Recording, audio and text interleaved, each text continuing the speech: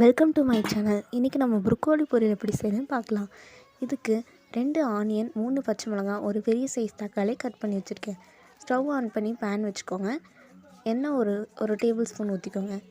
ஊற்றி கொஞ்சம் சோம்பு ஆட் பண்ணிக்கோங்க. சோம்பு பொரிஞ்சு வந்ததுக்கப்புறம் கட் பண்ணி வச்ச வெங்காயம், பச்சை மிளகாயும் ஆட் பண்ணிக்கோங்க.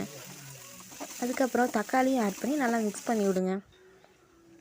ப்ரோக்கோலி கட் பண்ணி வச்சுருக்கேன். இதை நல்லா கழுவி சேர்த்திக்கோங்க. இது ரொம்ப இம்யூன் சிஸ்டமுக்கு நல்லா உதவியாக இருக்கும்.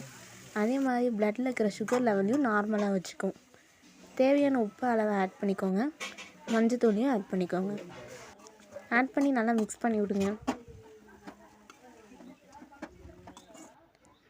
அதுக்கப்புறம் தேவையான அளவுக்கு தண்ணியும் ஆட் பண்ணிக்கோங்க. தண்ணி ஆட் பண்ணி ஒரு 10லேருந்து 15 நிமிஷம் குக் பண்ணுங்கள். நான் டேஸ்ட்டுக்காக 2 முட்டையும் ஆட் பண்ணிக்கிறேன். ப்ரோக்கோலி பொரியல் ரெடி. நோயற்ற வாழ்வுக்கு உணவே மருந்து.